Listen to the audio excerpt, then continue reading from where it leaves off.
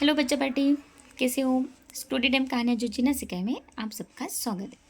तो आज है न्यू स्टोरी का नाम है परहित सबसे बड़ा धर्म। परहित यानी कि हम जब दूसरों का हित चाहते हैं, उनके हित के लिए कोई कार्य करते हैं तो वो हमें संतुष्टि देता है ना। हमको सेटिस्फेक्शन देता है, अच्छा लगता है ना। किसी की मदद करना, किसी के काम आना तो हमें अच्छा लगता है, हमारा एक धर्म हो जाता है। तो उसके ऊपर ये स्टोरी है। तो पर ही सबसे बड़ा धर्म, इसके ऊपर ये स्टोरी है। एक बार भगवान श्री कृष्ण और अर्जुन भ्रमण के लिए कहीं निकले थे, तो उन्होंने मार्ग में एक निर्धन ब्राह्मण को भिक्षा मांगते देखा। तो अर्जुन उस पर दया आ गई और उन्होंने उस ब्राह्मण को स्वर्ण मुद्राओं से भरी एक पोटली दी, जिसे पाकर ब्राह्मण प्रसन्नतापूर्वक अपने सुखद भविष्य के सुंदर स्वप्न देखता हुआ घर की ओर लौट चला। किंतु उसका दुर्भाग्य देखो, उसके साथ चल रहा था, राह में एक लुटेरे ने उससे वो पोटली छीन ली। बेचारा वो ब्राह्मण दुखी होकर फिर से भिक्षावृत्ति में लग गया। अगले दिन फिर अर्जुन की दृष्टि जब उस ब्राह्मण पर पड़ी तो उन्होंने उससे उसका कारण पूछा। ब्राह्मण ने सारा विवरण अर्जुन को बता दिया। उसकी व्यथा सुनकर अर्जुन को फिर से उस पर दया आ गई। अर्जुन ने अपने मन में विचार किया और इस बार उन्होंने ब्राह्मण को एक मूल्यवान एक मानिक दे दिया। ब्राह्मण उसे लेकर घर पहुंचा। मानिक यानी कि बहुत मूल्यवान रत्न होता है, डायमंड। उसके घर में एक पुराना घड़ा था। अब ब्राह्मण को तो दे दिया, ब्राह्मण उसको लेकर घर पहुंचा। उसके घर में एक पुराना घड़ा था जो बहुत समय से प्रयोग नहीं किया गया था। ब्राह्मण ने चोरी होने के भय से मानिक उस घड़े में छुपा दिया, किंतु उसका दुर्भाग्य दिन भर का थका मांदा होने के कारण उसकी नींद आ गई। इस बीच ब्राह्मण की स्त्री नदी में जल लेने चली गई। अभी देखो, अब वो भिखारी तो थका था तो सो गया और उसका दुर्भाग्य देखो फिर क्या हुआ। उसी मटके को उसकी बीवी ने लेकर गया नदी पे पानी भरने के लिए, किंतु मार्ग में ही उसका घड़ा टूट गया। उसने सोचा घर में जो पुराना घड़ा पड़ा है उसे ले आती हूँ। जो ले जाती हूँ वो टूट गया तो पुराना वाला घड़ा ले आई और पुराने घड़े में ही इस भिखारी ने वो मानिक रखा था। ऐसा विचार कर वो घर लौटी और उस पुराने घड़े को लेकर चली गई। और जैसे ही उसने घड़े को नदी में डुबोया, वो मानिक जल की धारा के साथ बह गया। ब्राह्मण को जब ये बात पता चली तो वो अपने भाग्य को कोसता हुआ वो फिर भिक्षावृत्ति में लग गया। अर्जुन और श्री कृष्ण ने जब फिर उसे इस दरिद्र अवस्था में देखा तो जाकर उसका कारण पूछा। सारा वृत्तांत सुनकर अर्जुन को बड़ी हताशा हुई और मन ही मन सोचने लगे, इस अभागे ब्राह्मण के जीवन में कभी सुख नहीं आ सकता क्या। उसके बाद भगवान श्री कृष्ण ने क्या कहा। भगवान श्री कृष्ण ने कुछ विचार कर ब्राह्मण को 2 पैसे दान में दिए। ये देख अर्जुन उनसे पूछा, प्रभु मेरी दी मुद्राएं और मानिक भी इस अभागे के काम नहीं आई, इसकी दरिद्रता मिटा नहीं सके, तो इन 2 पैसों से इसका क्या होगा। ये सुनकर प्रभु बस मुस्कुरा दिए और अर्जुन से उस ब्राह्मण के पीछे जाने को कहा। रास्ते में ब्राह्मण सोचता हुआ जा रहा था कि 2 पैसों से तो एक व्यक्ति के लिए भी भोजन नहीं आएगा, फिर भी प्रभु ने उसे इतना तुच्छ दान क्यों दिया। प्रभु की ये कैसी लीला है।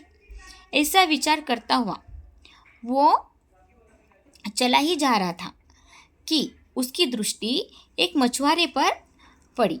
उसने देखा कि मछुआरे के जाल में एक मछली फंसी है और वो छूटने के लिए तड़प रही है। ब्राह्मण को उस मछली पर दया आ गई। उसने सोचा, इन 2 पैसों से पेट की आग तो बुझेंगी नहीं, तो क्यों ना इस मछली के प्राण ही बचा लिए जाए। ये सोचकर उसने 2 पैसों में उस मछली का सौदा कर लिया और मछली को अपने कमंडल में डाल लिया। कमंडल में जल भरा और मछली को नदी में छोड़ने चल पड़ा। तभी मछली के मुख से कुछ निकला। उस निर्धन ब्राह्मण ने देखा, वो वही मानिक था जो उसने घड़े में छुपाया था। जो घड़े में छुपाया था ना पुराने, वो ही मछली ने खा लिया होगा और वही मछली के मुंह से निकला। ब्राह्मण प्रसन्नता के मारे चिल्लाने लगा, मिल गया मिल गया। तभी भाग्यवश वो लुटेरा भी वहाँ से गुजर रहा था जिसने ब्राह्मण की मुद्राएं लूटी थी। उसने ब्राह्मण को चिल्लाते हुए सुना, मिल गया मिल गया। तो लुटेरा भयभीत हो गया। उसने सोचा कि ब्राह्मण उसे पहचान गया है और इसलिए चिल्ला रहा है। अब जाकर दरबार में उसकी शिकायत करेगा राजा के पास। इससे डर कर वो ब्राह्मण से रोते हुए क्षमा मांगने लगा और उसने लूटी हुई सारी मुद्राएं भी उसे वापस कर दी। ये देख अर्जुन प्रभु के आगे नतमस्तक हो गए और उन्होंने कहा, अर्जुन बोले, प्रभु ये कैसी लीला है, जो कार्य थैली भर स्वर्ण मुद्राएं और मूल्यवान मानिक नहीं कर सका वह आपके 2 पैसों ने कर दिखाया। श्री कृष्ण ने कहा, हे अर्जुन, ये अपनी सोच का अंतर है। जब तुमने उस निर्धन को थैली भर स्वर्ण मुद्राएं और मूल्यवान मानिक दिया, तब उसने स्वार्थवश मात्र अपने सुख के विषय में ही सोचा, किंतु जब मैंने उसको 2 पैसे दिए तब उसने दूसरे के दुख को भी अनुभव किया। सत्य तो यह है कि जब आप दूसरों के दुख के विषय में सोचते हैं और जब आप दूसरे किसी जीव का भला कर रहे होते, तब आप ईश्वर का कार्य कर रहे होते हैं और तब ईश्वर आपके साथ होते हैं, क्योंकि परहित से बड़ा कोई धर्म नहीं। तो देखा, कहानी समझी? लंबी लंबी ज़रूर है कहानियाँ, पर समझेंगे तो बहुत अच्छी और उसमें से बहुत अच्छा मोरल भाव निकल आएगा, मोरल शिक्षा निकल आएंगी जो सीखने के लिए हमें प्रेरणा देंगी। तो जब हम खुद के लिए सोचते हैं तो वो क्या होता है, स्वार्थ होता है, और जब हम निस्वार्थ होके कोई कर्म करते हैं तो वो परहित होता है।